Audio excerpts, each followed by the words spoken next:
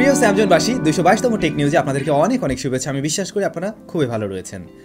Video শুরুতেই বলবো, দেশের অবস্থা কিন্তু ডে বাই ডে আরও খারাপ হচ্ছে, তাই একান্ত জরুরি প্রয়োজন না হলে বাসার বাইরে না যান, আর যদি যেতেই হয় স্বাস্থ্যবিধি একদম খুব ভালোভাবে মেনে তারপরে বাসার বাইরে যান।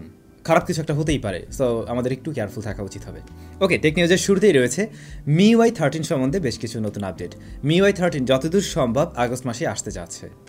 স্বামীর যে MIUI 12 চলছে, আমরা সেখানে বাঘভালুক অনেক কিছু দেখছি, তো 13-এ যদি ভালো কিছু নিয়ে আসে আর কি। তো ওখানে বেশ কিছু দারুণ দারুণ ফিচার অবশ্যই থাকবে, আগের চাইতে লুকসে অনেক পরিবর্তন রয়েছে, অনেক ইন্টারেস্টিং কিছু নিয়ে আসবে অবশ্যই। যেমন ধরুন অ্যাপ আইকনগুলোতে বিশেষ পরিবর্তন লক্ষ্য করা যাবে, বিভিন্ন শেলফগুলোতে আমরা নতুন নতুন ডিজাইন লক্ষ্য করব। এছাড়াও বিশেষ আপগ্রেড লক্ষ্য করা যাবে এর প্রাইভেসিতে নাকি। MIUI 13-এ নাকি প্রাইভেসির দিকে বিশেষ করে গুরুত্ব দেওয়া হয়েছে। তো এমন কিছু হলে অবশ্যই ভালো বিষয়।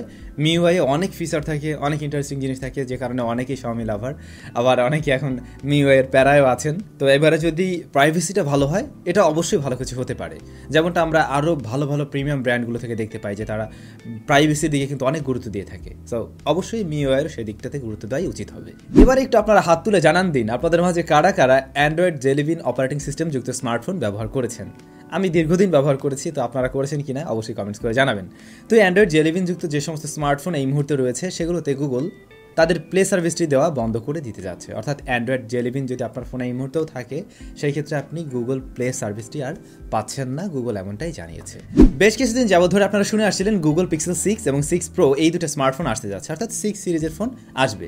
ওই ফোন কী নিয়ে আসছে আমরা জেনেছি, যেমন ধরুন অ্যামোলেড ডিসপ্লে থাকবে, রেয়ারে 50 মেগাপিক্সেলের ক্যামেরা, তারপর প্রো ভার্সন সেটাতে থাকছে 48 মেগাপিক্সেলের টেলিফটো জুম লেন্স। এছাড়াও আরও অনেক কিছু রয়েছে। এমনকি আমরা ওই স্মার্টফোনের ছবিও দেখেছি যেগুলো রেন্ডার ছিল। তো আমরা ভেবেছিলাম এমনটা আসবে নাকি অন্যরকমভাবে আসবে। আজকে দেখলাম টুইটারে বেশ কিছু ছবিও ঘুরে বেড়াচ্ছে, যেটাতে হাতের উপরে মোবাইল ফোন, মানে লাইভ ফটো আর কি। তো ফাইনালি হয়তো এরকম লুকসে স্মার্টফোন আসতে যাচ্ছে। যদি এমনটা হয়, এটা ডিজাইনটা বেশ ভালো, এবং আমার মনে হচ্ছে এই যে আইফোন কয়েকদিন আগে কিনলাম না কিনে, এটার জন্য ওয়েট করাই মনে হয় ভালো ছিল। ওভারঅল ওই মোবাইল ফোনের কনফিগারেশন বেশ ভালো লেগেছে। নিশ্চয়ই আপনারা জানেন নাথিংয়ের প্রথম প্রোডাক্ট এ মাসেরই 27 তারিখ লঞ্চ হচ্ছে, আর যেটা কিনা একটি TWS নাথিং ইয়ার 1।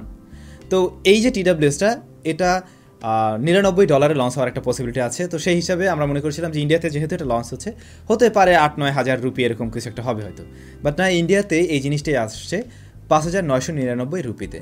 সো ইন্টারন্যাশনাল প্রাইসের চাইতে ইন্ডিয়াতে অবশ্যই কম মূল্যে লঞ্চ হচ্ছে। এটাতে কিন্তু অ্যাক্টিভ নয়েজ ক্যান্সেলেশন সিস্টেমটাও থাকছে। ফেসবুক এবং টিকটকে আপত্তিকর কোনো ভিডিও দেওয়া হলে বা থাকলে সেগুলোকে সরাতে নির্দেশ দিয়েছে BTRC। মানে টিকটক, ইভেন এখন ফেসবুকেও কিন্তু অনেক একটু মানে অ্যাডাল্ট টাইপের বিভিন্ন রকমের ভিডিও টিডিও পাওয়া যায়। অ্যাডাল্ট কি কিছু তো মানে একদম খ্যাত খামার দিয়ে ভর্তি থাকে, আর টিকটকের অবস্থা নিশ্চয়ই আপনারা জানেন। তো এই ধরনের কোনো আপত্তিকর যদি ভিডিও বা কন্টেন্ট আসে, সেগুলোকে সরিয়ে ফেলার নির্দেশ দিয়েছে BTRC। এবং BTRC একটা সেমিনারে এই কথা বলা হয়েছে আর কি, এবং সেখানে তারা জানায় যে যদি কোনো একটি অ্যাপ্লিকেশনকে আসলে ব্যান করা হয়, তাতে কোনো লাভ নেই। ধরুন টিকটককে বন্ধ করে দেওয়া হলো, বাট যারা চালানোর তারা VPN কানেক্ট করে ঠিকই চালাবে। তো সেই ক্ষেত্রে এটা কোনো সমাধান না, বাট সমাধান হলো যদি কেউ এই ধরনের কোনো কন্টেন্ট আপলোড করে, সেগুলোকে জাস্ট সরিয়ে ফেলা। তো এটাও একদিকে ভালো, বাজে কন্টেন্টটা না আসুক সেটা আমরা সকলেই চাই। যতদূর সম্ভব আগামী 6 মাসের মধ্যে সারা দেশের সমস্ত জায়গায় ব্রডব্যান্ড সেবা পৌঁছে দেওয়া হবে। গভর্নমেন্ট এটা নিয়ে কাজ করছে আপনারা জানেন, এবং ইন্টারনেটের দামও কমানো হয়েছে সেটাও জানেন। তো হয়তো সারা দেশে আগামী 6 মাসের মধ্যে সমস্ত এলাকাতেই ইন্টারনেট পৌঁছে যাবে।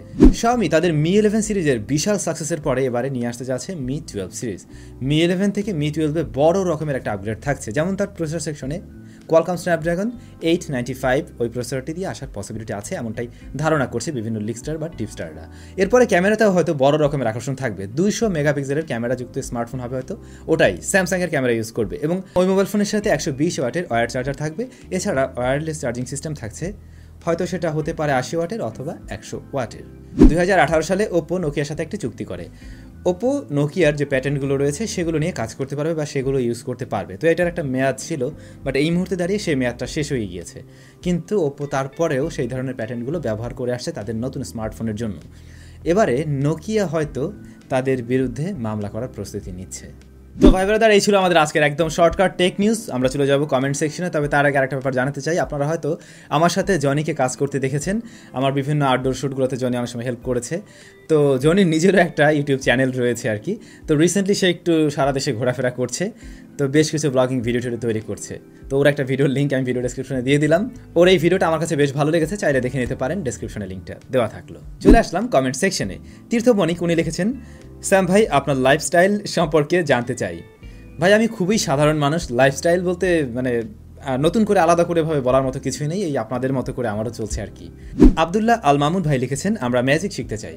উইথ স্যাম চ্যানেলটিতে আমি কয়েকটা ট্রিক্স নিয়ে একটি ভিডিও দেওয়ার ট্রাই করবো, একটা টিউটোরিয়ালের মতো করে। কমেন্ট যাই, উনি লিখেছেন, ভাইয়া ফ্রি ফায়ার খেলার জন্য 15,000 টাকার মধ্যে একটা বেস্ট মোবাইল সাজেস্ট করেন প্লিজ। ভাইয়া এই ক্ষেত্রে আমি আপনাকে বললে আসলে কয়েকটা মোবাইলের কথা বলতে পারি, তবে তার চাইতে কয়েকটা পয়েন্ট ধরিয়ে দিলে আপনি নিজেই চয়েস করতে পারবেন।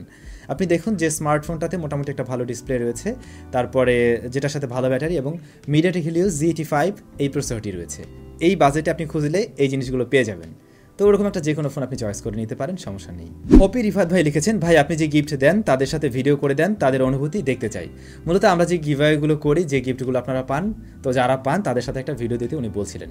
কিন্তু আসলে গিফট যারা পান তারা তো ঢাকার না, সবাই ঢাকার এমন না। হ্যাঁ, কিছুদিন লাস্টে একটা গিফট মনে হয় ঢাকায় পেয়েছিল, এর বাইরে কিন্তু সব ঢাকার বাইরে।